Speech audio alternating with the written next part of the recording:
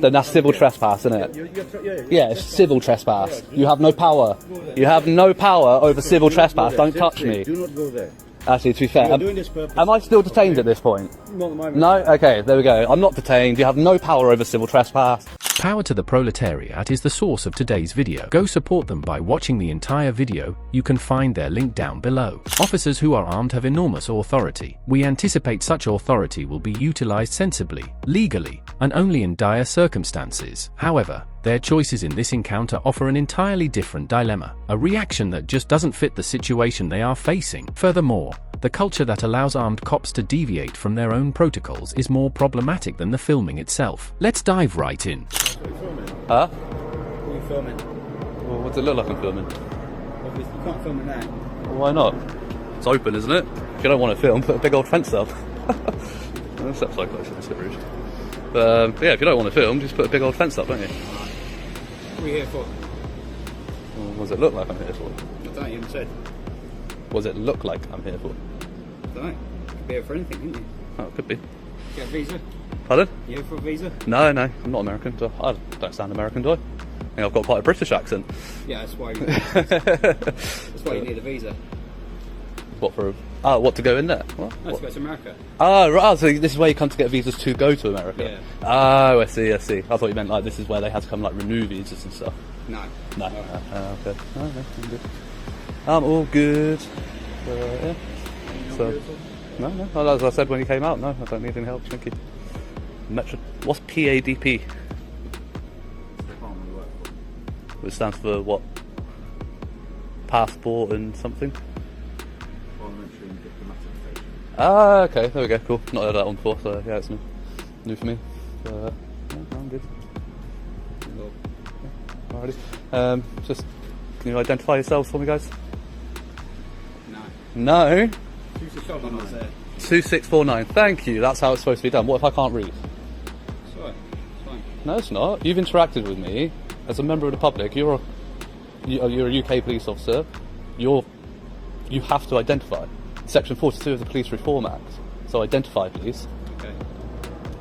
Verbally announce your identification. I can't read. What's that? I can't verbally identify. So to be fair... Verbally, I don't know. I'm done with you. You've identified. Thank you. Verbally identify.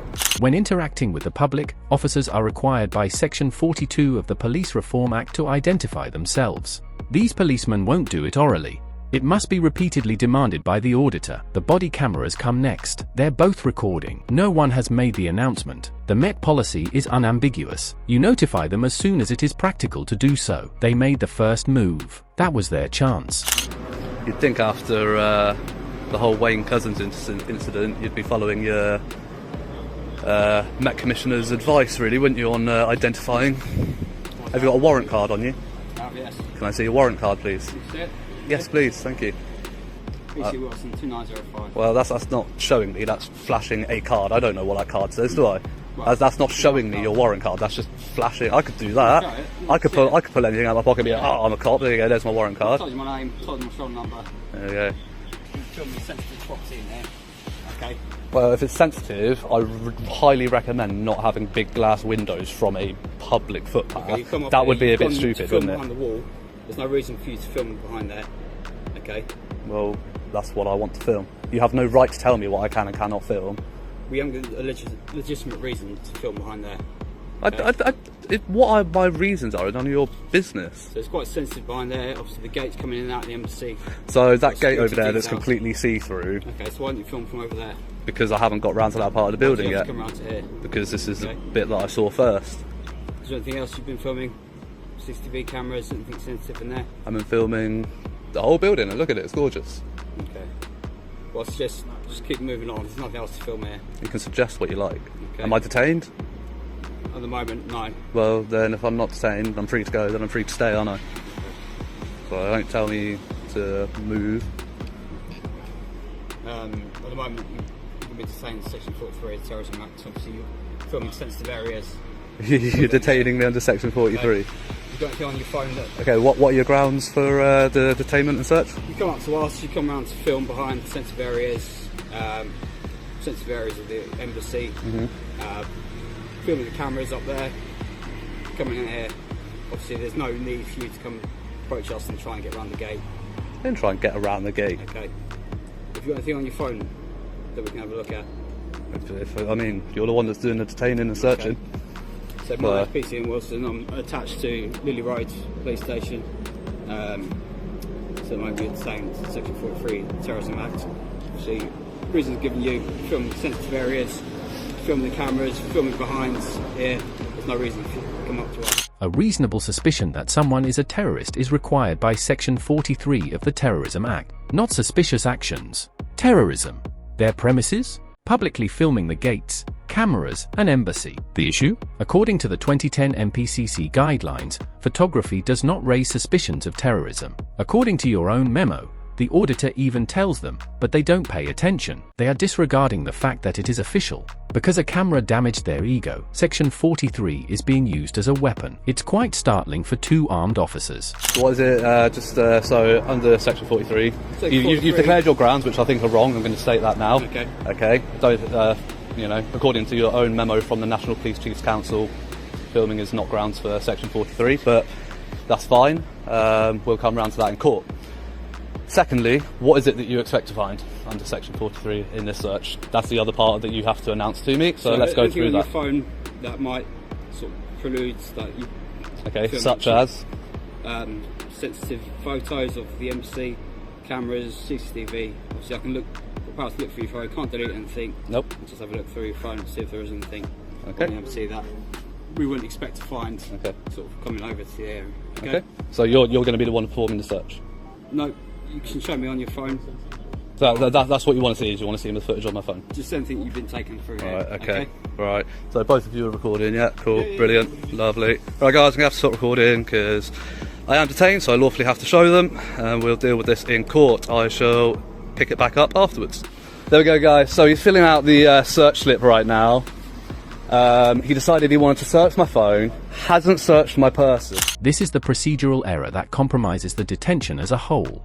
Crucially, the officer never searches the person under Section 43 subsection 1, instead, he uses his authority under Section 43 subsection 2 to examine the phone for evidence.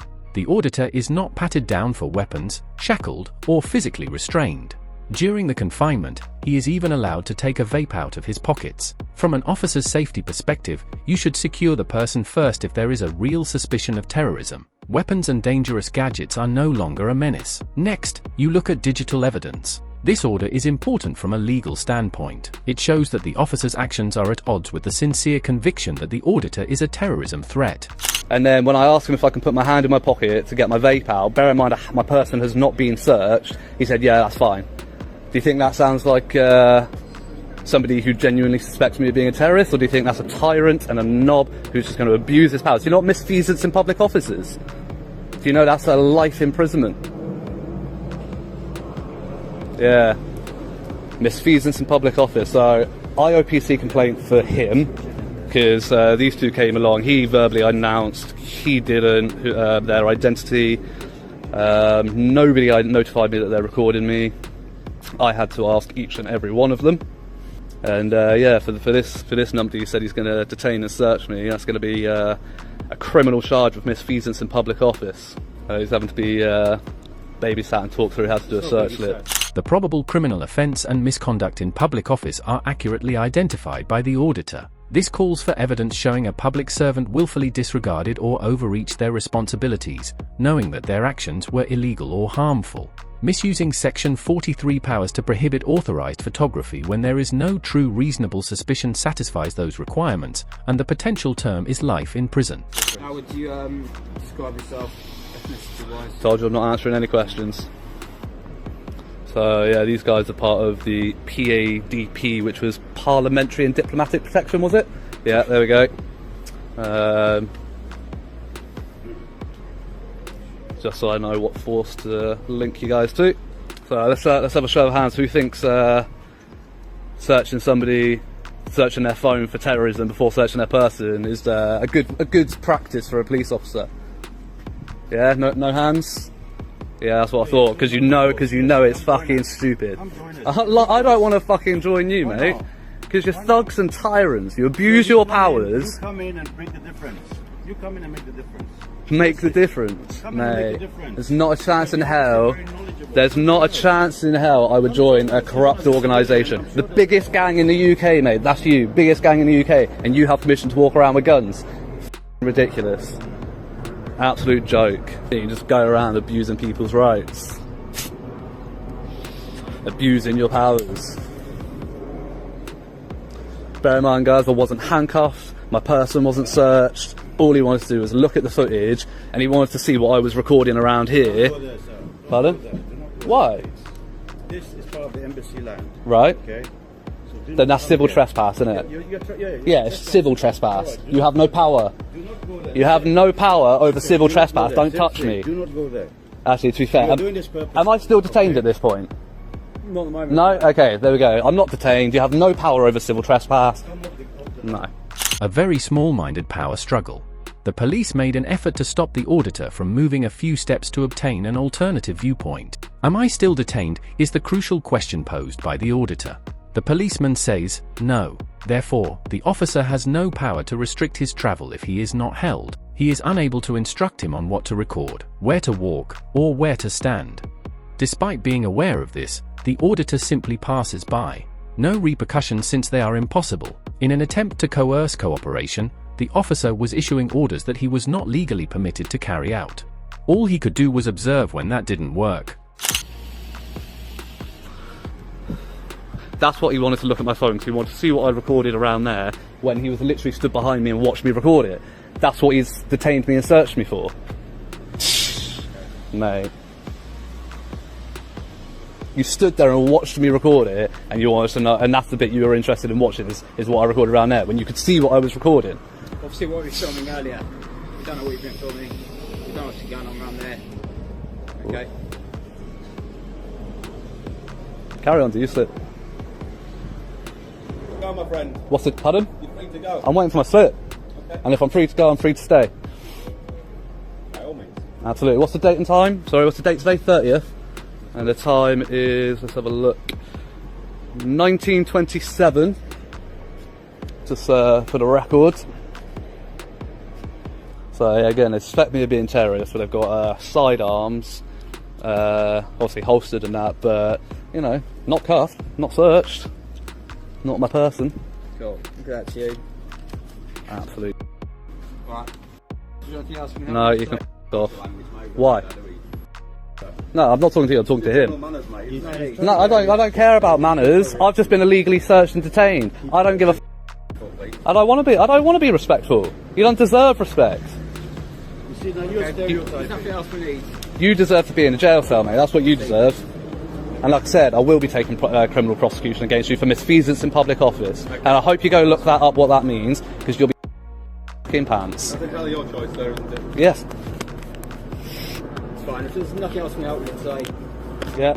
These include authorized firearms officers with specialized training for high-threat situations, PAD-P officers, and the Parliamentary and Diplomatic Protection Command.